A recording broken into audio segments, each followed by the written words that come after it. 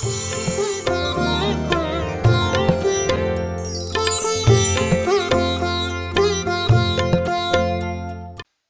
आज कुछ शास्त्रों की बात बतानी थी। प्रभु ने जिस द्वादशांगी की रचना की और इस द्वादशांगी का सर्जन किया है, कैसी किस तरीके से इस द्वादशांगी का सर्जन हुआ, क्या हुआ उसमें। आप इतने तो जानते हो कि गणधरों को परमात्मा ने दीक्षा दिया। दीक्षा के बाद परमात्मा का समवसरण को गणधर भगवान प्रदक्षिणा देते, और प्रदक्षिणा देने के समय में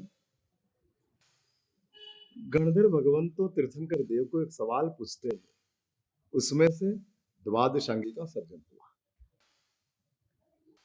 कौन सा सवाल पूछते हैं? शास्त्र में सवाल की भी बात आती है, और सवाल पूछते हैं, भयवम किम तत्तम, तत्व क्या है।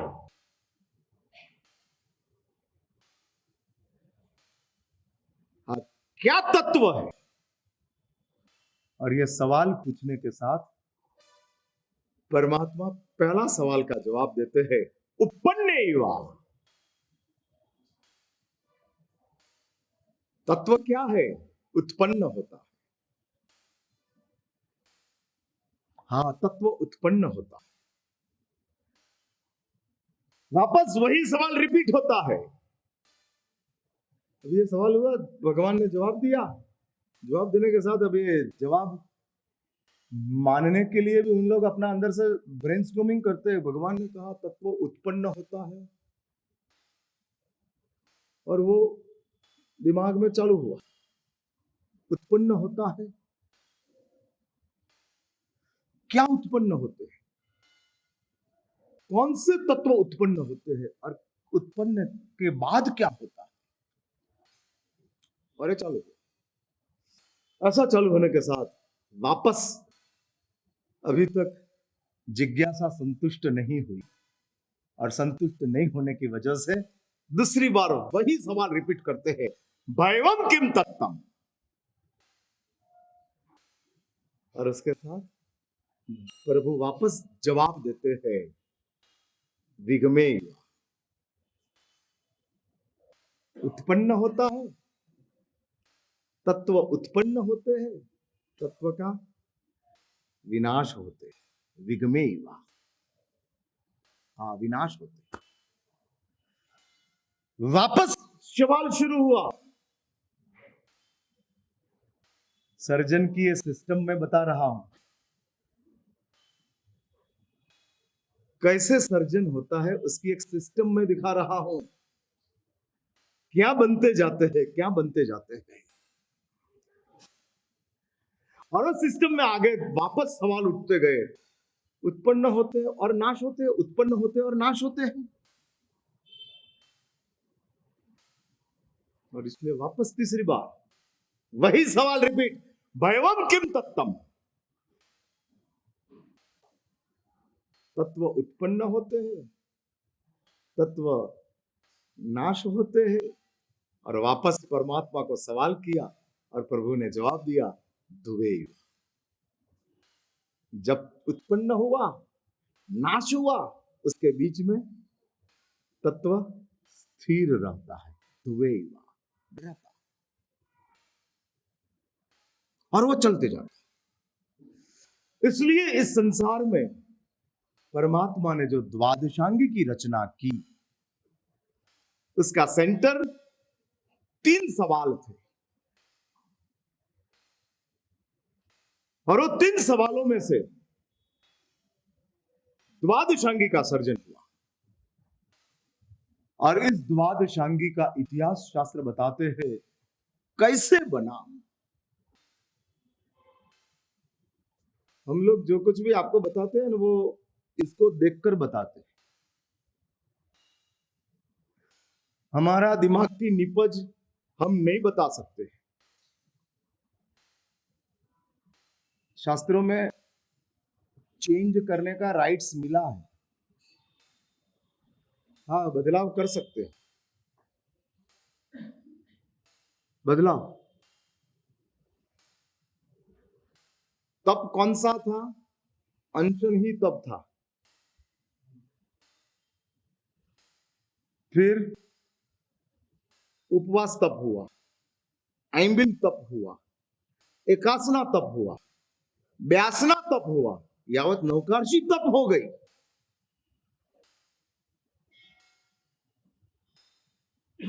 अनहारी अवस्था को प्राप्त करने के लिए अनशन, खाना छोड़ दो।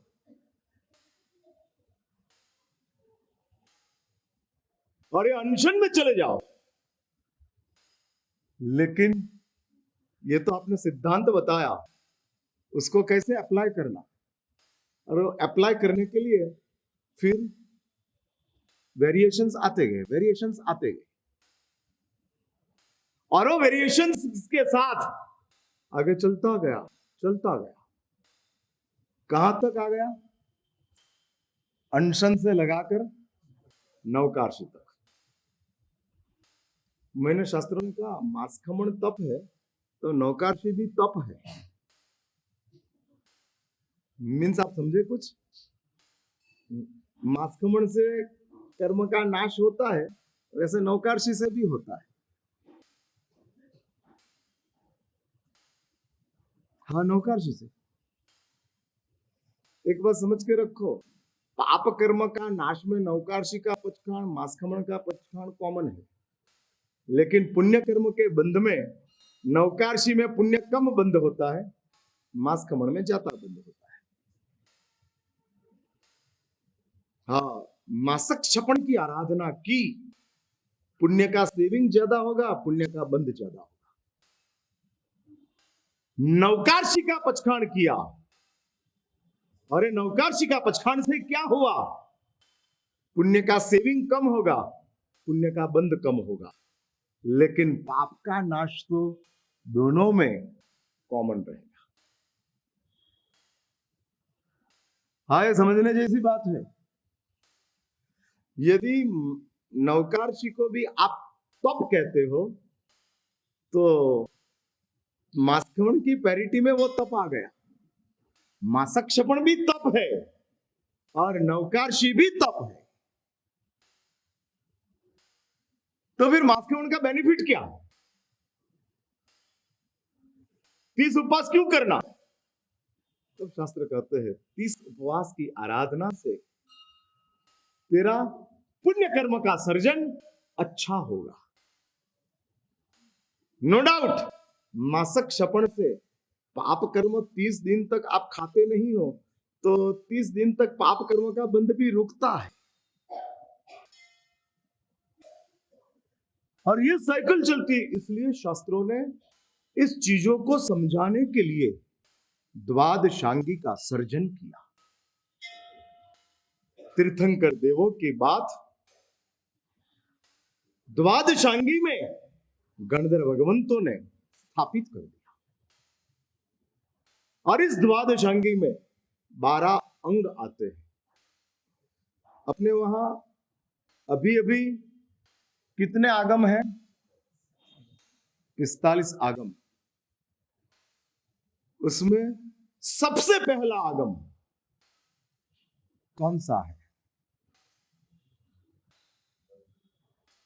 सबसे पहला ये तो अंग हुआ, आचारांग नहीं। पहला अंग आचारांग है। पहला आगम कौन है? शास्त्रों ने कहा आवश्यक सूत्र जो है वो प्रथम आगम है।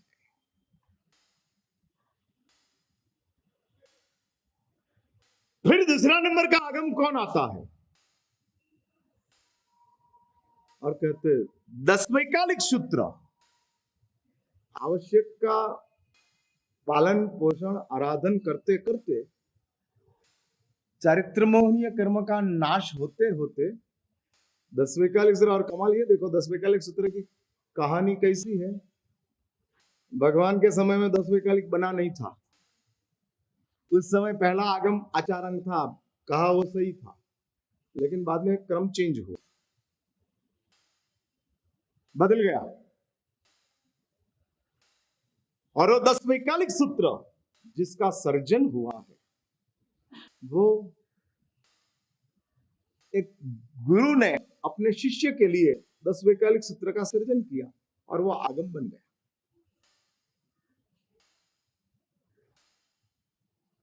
ऐतिहासिक दृष्टांत में ऐसी बात बताते हैं, जिन शासन की पाठ परंपरा में जो व्यवस्था बताई उस व्यवस्था में दिखाते हैं प्रभव स्वामी भगवान की तीसरी पाठ के ऊपर आए और वो प्रभव स्वामी आने के बाद प्रभव स्वामी अभी अपना समय समाप्त होने का दिखा, आयुष्य कर्म नजदीक में समाप्त हो जाएगा, मेरे पीछे मेरे उत्तराधिकारी कौन आएगा। प्रभव स्वामी के पास अनेक साधु थे, सैकड़ों की संख्या में साधु, 200, 500, 1000, 5000 साधु थे, लेकिन 5000 साधु में से एक भी साधु उत्तराधिकारी बन सके ऐसी क्षमता नहीं थी। आत्म कल्याण के लिए सत्व चाहिए, संघ का संचालन के लिए पुण्य चाहिए।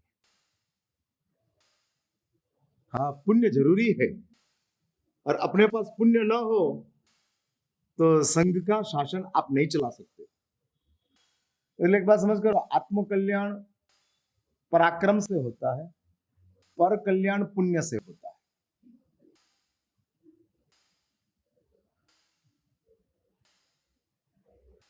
हाँ, पर कल्याण करना है, दूसरों को समझाना है, मुश्किल है। आपकी तो परिस्थिति है कि खुद को समझाना कठिन है, दूसरे की कहां बात करना। समझने के बाद भी आप अपने आप को नहीं समझा सकते। दिल कहता है कि करना चाहिए और दिमाग कहता है कि क्यों करना चाहिए, और दोनों के बीच में जीवन फंसा है, दिल और दिमाग दोनों के बीच में। मेरी बात सुनते हो ना तो आप दिल से सुनते हो, और सुनते हो तो दिल कहता है कि करना चाहिए। हाँ, रात को खाना छोड़ देना चाहिए, जमीकंद छोड़ देना चाहिए, अपक्ष छोड़ देना चाहिए। एम आई राइट और नॉट? बराबर ना? मैंने दिल कहता है ना आपका कि करना चाहिए। आप जीते हो दिल से कि दिमाग से? हाँ, मैं पूछ रहा हूं, आप दिल से जीते हो दिमाग से जीते हो? हाँ भैरूमल जी, एक बात समझ के रखो। नहीं, एक बात समझ के रखो, मेरी बात समझ के रखो। दिमाग से जीते हो ना तो आपको घर में कोई नहीं रखेंगे। हाँ, दिमाग का उपयोग घर में चालू कर दो। हाँ, कर दो चालू। हाँ, मेरा दिमाग ये कहता है कि मुझे कढ़ी खाना है, लेकिन पत्नी ये कहते हैं मैंने दिल से दाल बनाई है।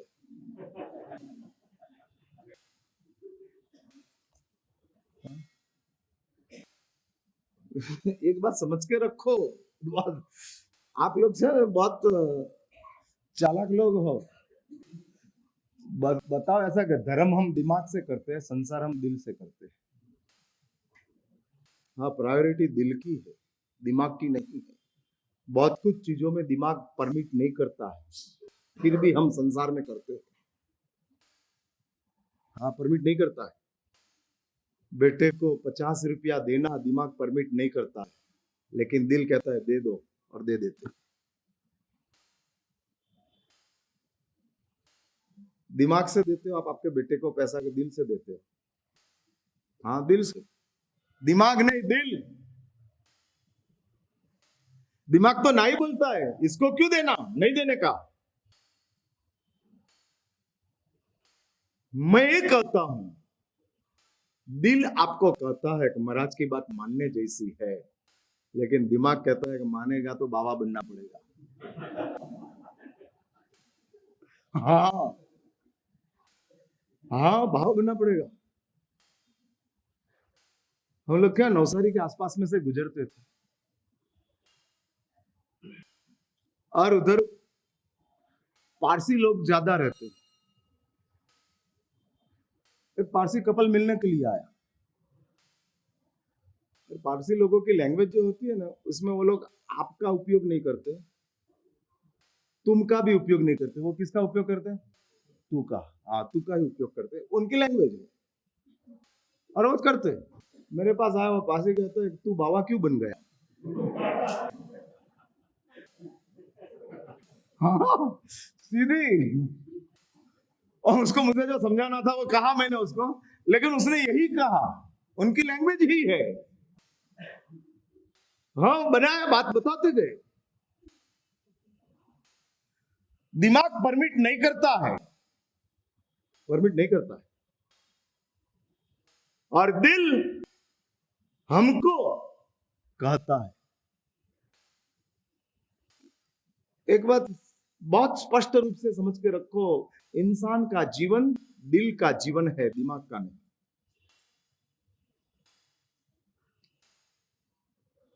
हाँ, दिमाग का नहीं। दिमाग करप्ट ही रहता। मैंने शास्त्रों ने कहा है, दिल कहता है, दिमाग ना कहता है। पर कल्याण दिमाग से होता है, दिल से नहीं। आत्म कल्याण दिल से होता है। स्वयंभव सुरेश्वर जी महाराज कैसे जैन संघ में आए, जिसने 10 वैकालिक सूत्र की रचना की। प्रभव स्वामी जी महाराज, जो साधुओं में योग्यता नहीं थी, इसलिए श्रावक संघ में अपना ज्ञान का उपयोग रखते हैं। श्रावकों में भी कोई दिखा नहीं कि जो उत्तराधिकारी बन सके।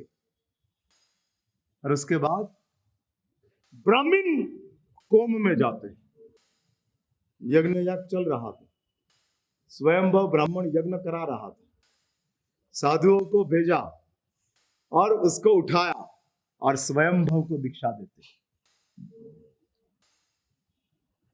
तत्व समझ में आया, संन्यास का स्वीकार किया, और दीक्षा का स्वीकार करने के बाद स्वयंभव सुरेश्वर जी महाराज द्वादशांगी का अभ्यास करते हैं। पत्नी सगर्भा थी और दीक्षा ले लिया। हाँ, फिर से याद करो, वास्तविकता और भावनाओं के बीच में भी संघर्ष होता है। वास्तविकता वो कहती है कि अभी दीक्षा लेना उचित नहीं है, और भावना वो कहती है कि दीक्षा अभी ले लो। अब निकल गए।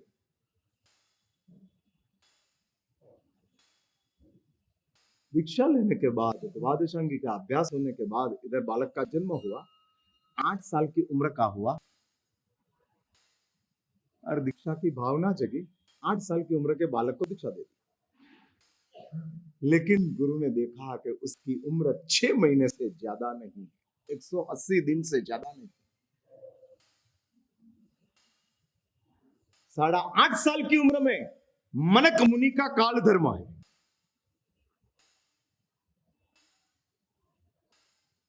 और देखने के साथ गुरु ने देखा 6 महीने में क्या उसको पढ़ाएंगे, क्या सिखाएंगे, इतनी बड़ी द्वादशांगी कब पूरी होगी, और 6 महीने में काम पूरा करना।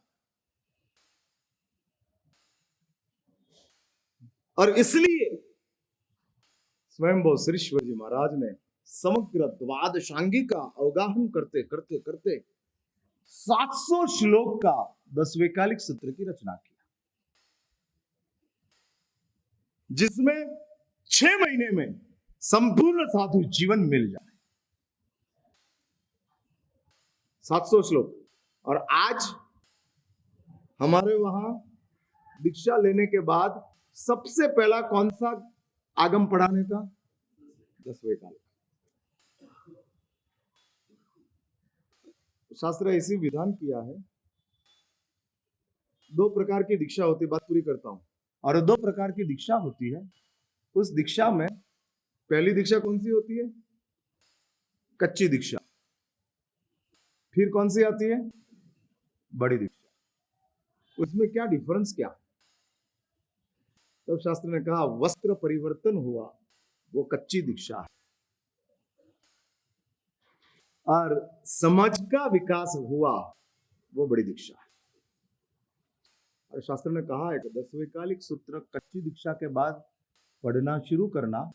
10वें कालिक सूत्र का 10 अध्ययन है, उसमें से 4 अध्ययन संपन्न नहीं हुए तब तक आप बड़ी दीक्षा दे नहीं सकते।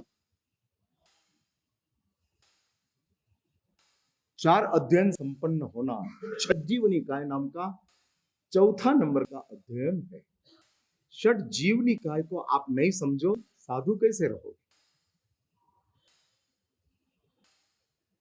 और ये 10वें कालिक सूत्र आज सबसे पहला आगम के रूप में स्थापित हुआ है।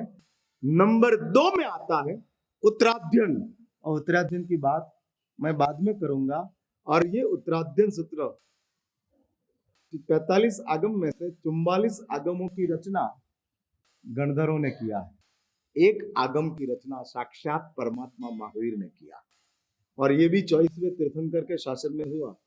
पूर्व के शासन में ऐसा नहीं हुआ। आगम तो थे, लेकिन कोई आगम का सर्जन तीर्थंकर नहीं करते हैं, तो गणधर भगवंत करते हैं। गणधर भगवंतों की ये जिम्मेदारी है, और ये गणधर भगवंतों का ही एक काम है, नहीं चलता है। जिसकी जो जिम्मेदारी वही काम वो संभालेंगे और उसके पास वो जाएगा।